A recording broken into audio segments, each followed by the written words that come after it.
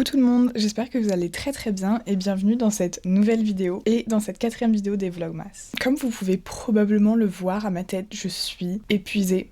On est le 11 décembre et ce matin j'avais mon avant-dernier examen à 8h du matin. Bref, je suis épuisée et là je suis rentrée, j'ai mangé, je me suis endormie, je ne sais pas combien de temps. Mais ce n'est pas du tout le thème de la vidéo. Aujourd'hui, je me suis dit qu'on allait pouvoir se retrouver pour une sorte de petit challenge, mais un peu plus simple. Il y a quelques mois, je lis pendant 24 heures d'affilée.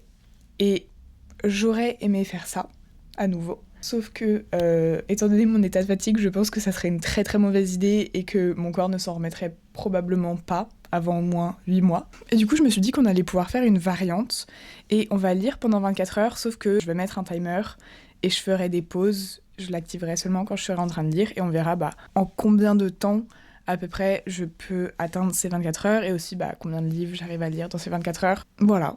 Pour l'instant, je suis en train de lire On Earth We're Briefly Gorgeous, dont je vous ai parlé 15 000 fois déjà, donc je ne vais pas en reparler. En tout cas, je vais pas reparler du résumé. Mon objectif, ça va être de finir ce livre. Et après, sur ma liste, j'en ai plusieurs qui me tentent beaucoup. Notamment, après 1 an et demi de recherche, j'ai enfin trouvé ce livre de Frederick Backman qui est And Every Morning, The Way Home Gets Longer and Longer. Et ça fait 1 an et demi, ou 2 ans même, que je le cherche au Canada. Je l'ai trouvé une fois au Canada, mais il coûtait $30 pour 76 pages. Donc évidemment que je n'allais pas acheter ça. Et du coup, oui, je l'ai trouvé hier, mais par le plus grand des hasards. Et du coup, évidemment, je l'ai pris. En plus, c'était le seul dans le rayon. Donc voilà. Donc ça, je pense que ça serait mon objectif. Surtout que, en vrai, un livre assez court, je pense que là, dans cette période, ça sera assez satisfaisant. En parallèle, en livre audio, je suis en train d'écouter House of Earth and Blood. Et j'écoute le livre audio version cinématique. Donc il y a un casting complet de personnages, il y a des effets sonores et tout. Et en vrai, j'aime trop. Franchement, c'est trop bien. Donc voilà. Et on va commencer maintenant parce qu'il est déjà très tard.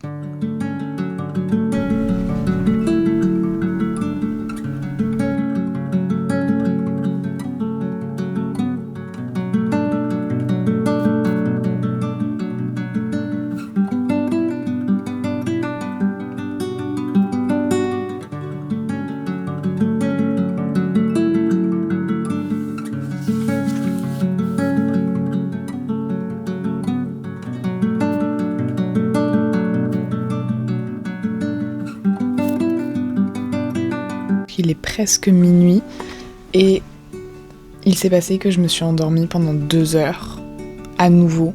Donc je n'ai lu que pendant 56 minutes aujourd'hui. Et je suis arrivée page 176 de On Earth We're Briefly Gorgeous. J'aimerais bien essayer ce soir-là avant de dormir de lire un peu plus. Si grâce aux 1h30 de sommeil j'ai un peu plus d'énergie, peut-être le finir.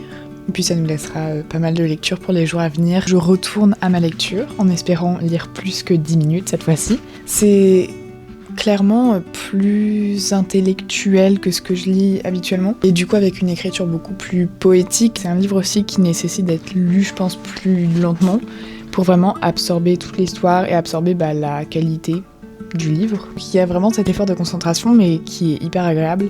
On découvre vraiment la psychologie des 2 personnages et le lien qui les unit. Voilà, pour l'update.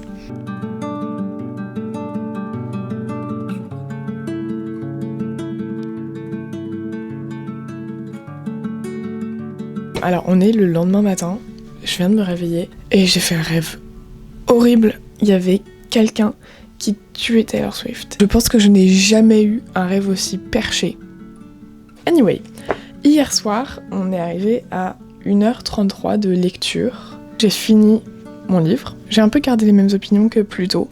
Je pense que c'était un très bon livre, un petit peu dur et un petit peu plus compliqué à lire, mais vraiment tellement bien écrit. J'ai surligné plein de passages qui étaient vraiment pour moi tellement beau, qui entraînait une réflexion. Par exemple, il y avait un moment où l'auteur parlait du fait que pour célébrer des succès majoritairement masculins, on utilisait le vocabulaire de la violence et que c'était lié évidemment au développement d'une masculinité très toxique.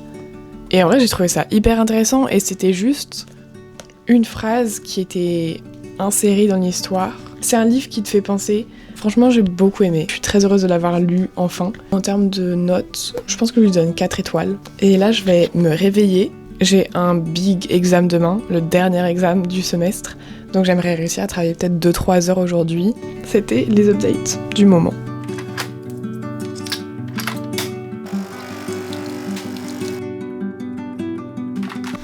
Hello! Ah, je viens de me péter la gueule. Hello tout le monde. J'ai la très mauvaise nouvelle de vous annoncer qu'il est 18h et que je n'ai toujours pas fait de lecture aujourd'hui. Et je suis explosée. Je pense que ça peut se voir un petit peu à mon visage. Je n'ai plus d'énergie dans mon corps. Comme j'avais la flemme de travailler, j'ai procrastiné, mais je voulais pas trop procrastiner.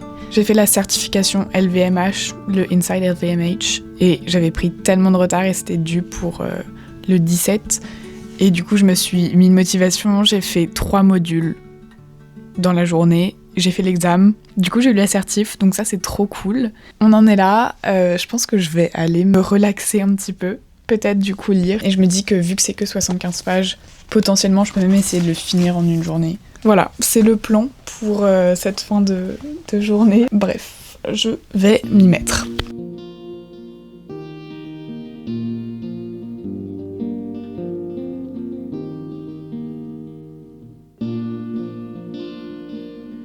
Comme prévu, j'ai déjà fini And Every Morning The Way Home Gets Longer and Longer. Je pense que ça m'a pris à peu près 30 minutes à lire. C'est vraiment extrêmement rapide parce que c'est 76 pages mais c'est écrit vraiment très gros. C'est une histoire d'un grand-père et de son petit-fils. Et le grand-père a Alzheimer et anticipe la perte de ses souvenirs et son petit-fils et son fils essayent de naviguer leur deuil avant même d'avoir perdu cette personne. Le livre montre aussi beaucoup l'anxiété ressentie par la personne qui a Alzheimer et qui se prépare donc à perdre ses souvenirs, à ne plus pouvoir reconnaître les gens, à déjà devoir ressentir la frustration de rechercher un souvenir. Et ce que j'ai beaucoup aimé aussi, c'est qu'au début, il y a une note de l'auteur qui dit qu'à la base, c'était pas une histoire qu'il voulait publier, que c'était vraiment pour lui une façon de mettre ses pensées en forme. Pour lui, c'était vraiment une introspection. Du coup, j'ai vraiment beaucoup aimé parce que c'était une histoire qui était très personnelle, qui était très différente de ces autres histoires qui sont d'habitude vraiment remplies d'humour, d'ironie, etc. Celle-ci, elle était vraiment très sérieuse et on sentait qu'il y avait un travail de sa part pour comprendre et pour essayer d'aller de l'avant et de réussir à faire son deuil via le texte. Je pense que je lui donne 4 étoiles aussi.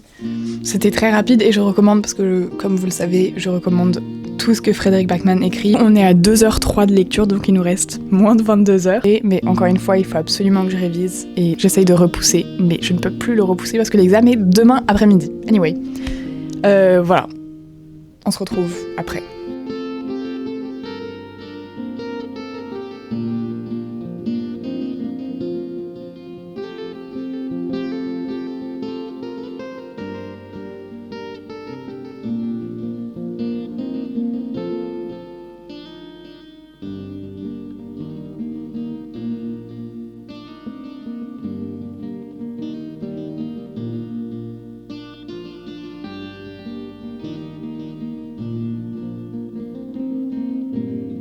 Page 26. Et pour l'instant, j'aime vraiment beaucoup. Je trouve que ça se lit super facilement.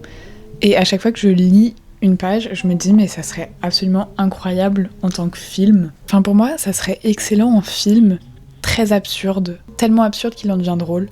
Du coup voilà, j'espère vraiment qu'il y a des projets de l'adapter en film déjà. Donc pour l'instant, j'aime bien. Oh my god, attendez, ça va vraiment être transformé en film? Bah écoutez, trop bien.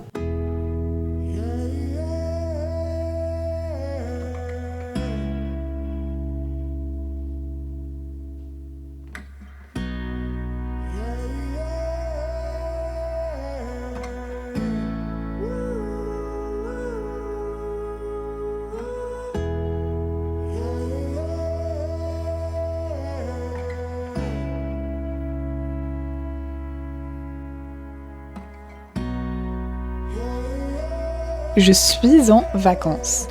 J'avais un examen cet après-midi, donc vous pouvez imaginer que je n'ai pas fait grand-chose et c'est absolument diabolique d'avoir un examen le samedi après-midi. Je suis d'accord. Je suis arrivée page 193, donc en vrai, pas mal avancé. Et on est à 4h42 de lecture.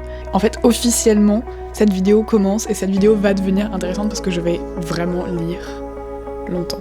Donc voilà, je suis trop contente. Très soulagée d'avoir fini, même si le contrôle ne s'est pas hyper bien passé, mais c'est pas grave. C'est ok.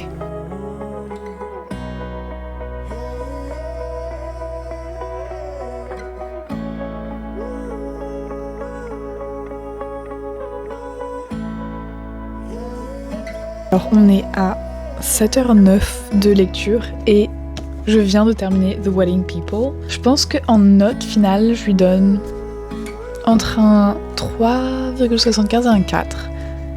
Probablement plus un 4. J'ai trouvé que c'était hyper inattendu et jamais vu comme histoire. Même si c'est fait avec beaucoup de sarcasme et beaucoup d'humour, bah on parle de sujets qui sont quand même assez compliqués. Donc checker ça avant de commencer. Mais sinon je ne peux que recommander. Et maintenant on va pouvoir choisir notre prochain livre. Je sais pas trop encore quoi choisir. Donc on va voir ça.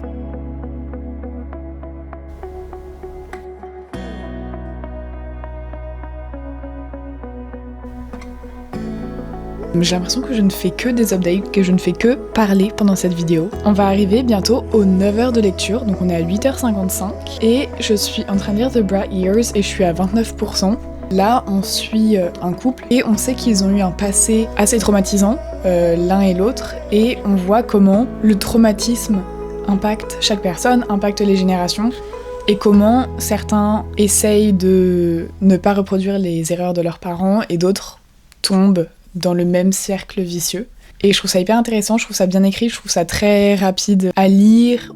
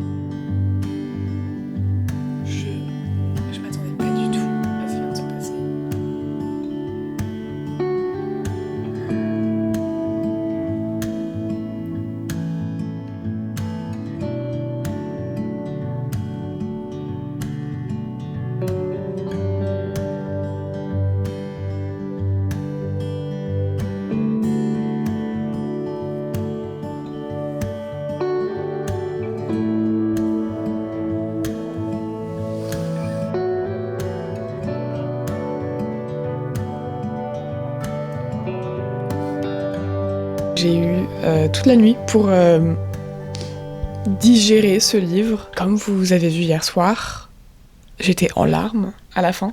Et c'est hyper drôle parce que... Enfin, c'est hyper drôle, non. Assez surprenant. Je m'attendais vraiment, mais vraiment pas à pleurer. Et c'est arrivé comme ça. Et par contre, je suis trop contente parce que je pense que c'est une nouvelle lecture. 5 étoiles. En vrai, j'ai tellement aimé. Un couple, mais ensuite tu suis 4 générations différentes et tu vois comment les décisions des uns impactent les autres, etc. Ça m'a... Waouh! Je suis trop triste en pensant à ce livre, je suis trop triste en pensant au personnage. Et ce que je trouve dingue, c'est que c'est fait en quoi, en même pas 300 pages, qu'on a le temps de s'attacher, de pleurer. Il y a tellement de choses qui se passent, un peu de rangement à faire, donc j'hésite à peut-être juste mettre mon livre audio, comme ça j'avance un petit peu et... Après, je choisis un livre à lire en physique. Je vais lire mon livre audio.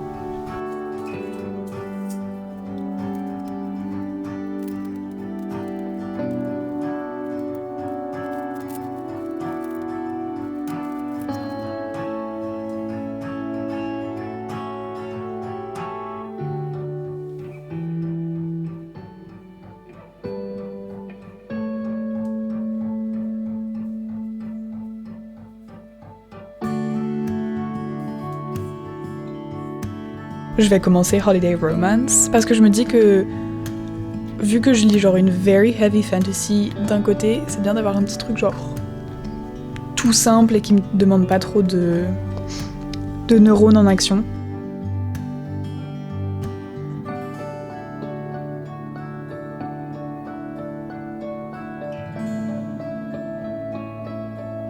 Coucou, on est à nouveau le jour suivant. Et on est arrivé à 16h30 de lecture hier.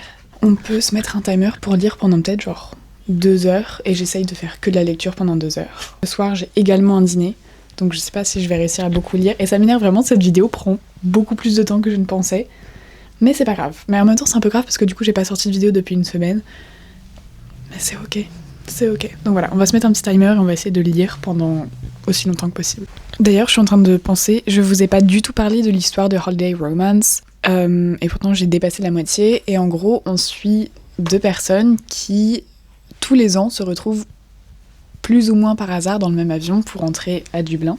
Et après, tous les ans, ils se rapprochaient, tous les ans, on les voyait alors qu'ils étaient... On les voit alors qu'ils sont en couple avec d'autres personnes, mais à chaque fois, vraiment, ils se retrouvent à Noël, et puis on sait que pendant l'année ils sont amis, etc. Et du coup là on est 10 ans après, et ils sont censés retourner à Dublin pour Noël, pour aller dans leurs familles respectives, sauf que y a une grosse tempête et que tous les vols sont annulés. Et du coup on les voit essayer absolument de quand même arriver en Europe pour Noël. J'aime bien l'idée, mais je pense que je suis pas hyper fan de l'histoire, enfin je m'ennuie un petit peu, et je trouve que c'est un petit peu long et répétitif. Pour moi, l'histoire, elle peut très bien être finie si vous avez une discussion, mais en même temps, ils en parlent pas. Donc bon, je suis pas hyper fan. T'as quelque chose à dire ? Elle non plus. Donc je vais continuer, mais je crois que ça va pas être une de mes lectures favorites. Mais bon, maintenant que j'ai dépassé la moitié, je suis obligée de finir. Trop de temps passé dessus.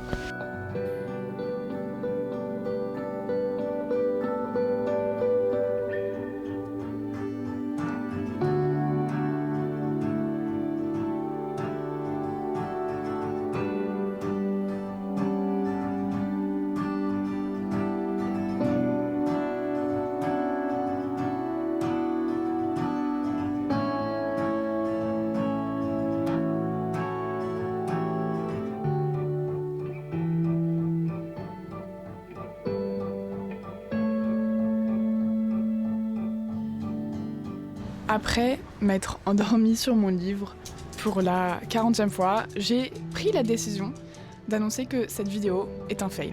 J'ai pas réussi à atteindre les 24 heures de lecture, et j'ai peur que si je continue à essayer, la vidéo va être vraiment hyper décousue parce que ça fait déjà presque une semaine, je crois, que je suis en train de la filmer. Je pense que ça va pas être agréable à regarder, et je suis trop nulle. Je suis trop déçue d'avoir raté. C'est pas qui je suis. Je pense que je suis peut-être pas assez en forme pour faire un challenge de cette ampleur, et c'est ok. On aura fini par lire presque 18h, donc 17h48, ce qui est déjà pas mal, et dans ces 17h48 on a quand même lu pas mal de livres, et on a découvert des super livres, donc ça je suis trop contente. Et puis voilà, l'année prochaine, en 2026, j'essaierai de refaire cette vidéo et de la réussir. J'espère que vous aurez quand même réussi à découvrir des nouveaux livres, que vous aurez quand même apprécié cette vidéo. Moi c'était quand même très très fun de la filmer, et on se retrouve pour une nouvelle vidéo très bientôt. Bisous!